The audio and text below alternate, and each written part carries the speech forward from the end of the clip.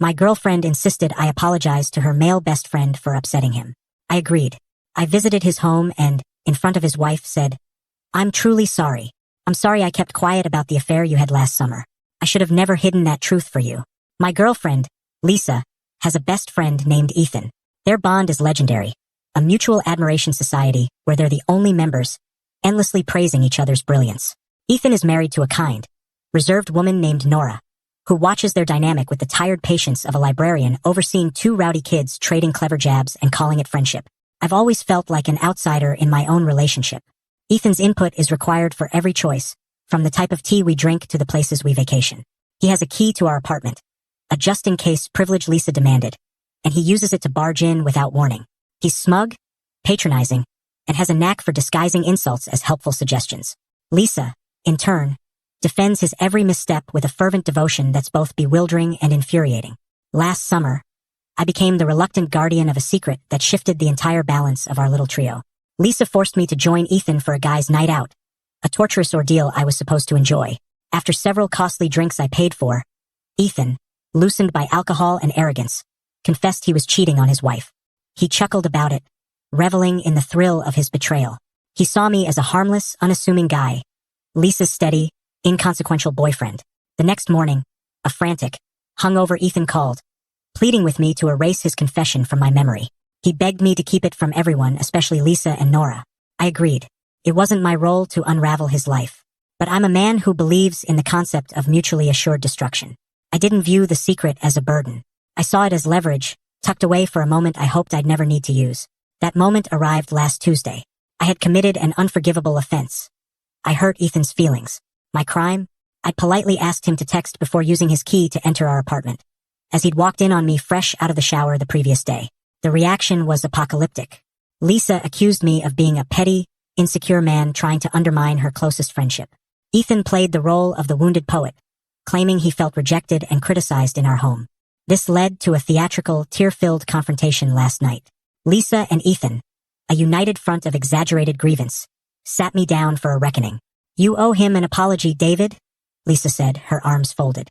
"A genuine, heartfelt apology. You made him feel like an outsider in his best friend's life." I stared at them. The sheer, dramatic ridiculousness of it was almost poetic. "Fine," I said, my voice heavy with feigned exhaustion.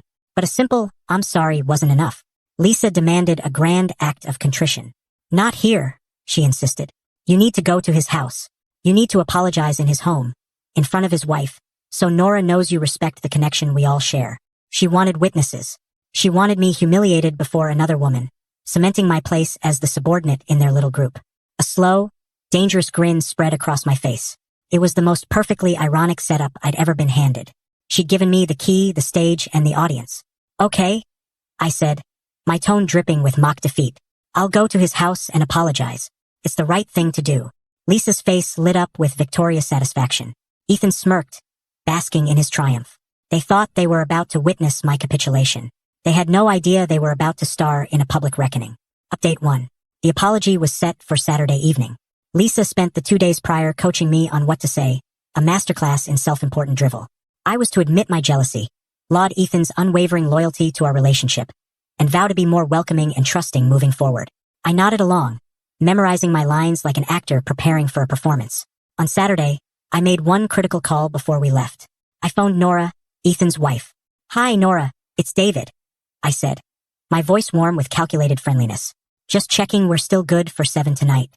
I really want to clear things up with Ethan and ensure we're all on the same page.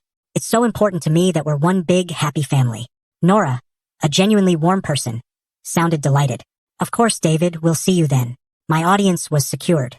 We arrived at their house at 7 sharp. Lisa was practically buzzing with smug anticipation. She was about to see me humbled. Ethan opened the door, his face radiating magnanimous forgiveness. He was ready to graciously accept my groveling. Nora welcomed us in, offering drinks, unaware of the drama about to unfold. We gathered in their living room. The air was heavy with tense expectation. Lisa gave me a sharp nod, signaling the start of the performance. I stood and faced Ethan. I took a deep, dramatic breath. "Ethan," I began, my voice thick with rehearsed sincerity.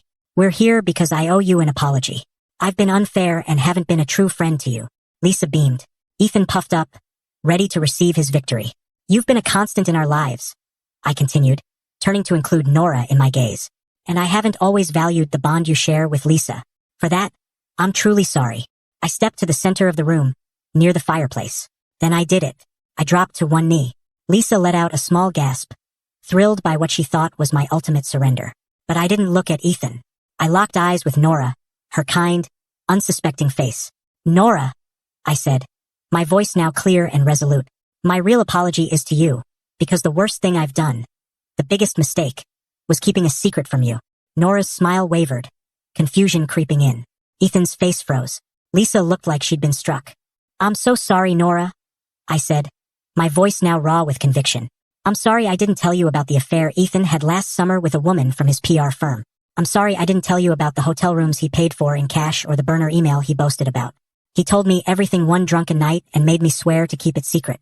And I did. I should have never kept that from you. That was my failure as a friend, and I'm begging your forgiveness. The silence that followed was absolute, a vacuum where sound itself seemed to die. It was the quiet of a bomb exploding in a sealed vault. Nora stared at me, her face blank with shock. Then, slowly, she turned to her husband. Ethan was ghostly pale, his eyes wide with primal fear. Lisa broke first. What are you doing? She screamed, leaping to her feet.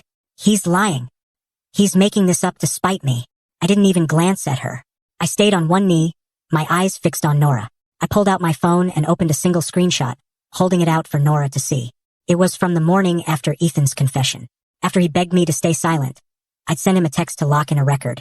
The message read, I won't tell anyone about your affair, but you owe me.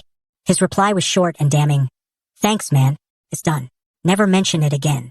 Nora looked at the screenshot. She saw her husband's name on the screen. And in that moment, she knew. She knew it was true. I stood. I surveyed the chaos I'd unleashed.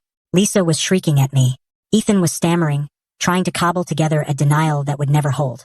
And Nora? Nora sat silently, a single tear tracing down her cheek. My apology is done, I said quietly. Then I turned, walked out, and shut the door on the explosion. Update 2. The immediate fallout was a frenzied battle fought through texts and voicemails.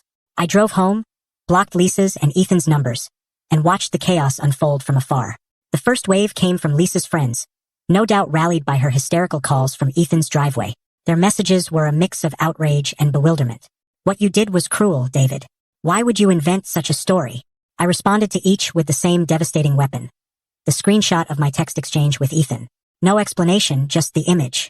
The angry messages stopped abruptly, replaced by silence. The truth is a powerful silencer. The second wave came from Lisa, through a flurry of desperate emails.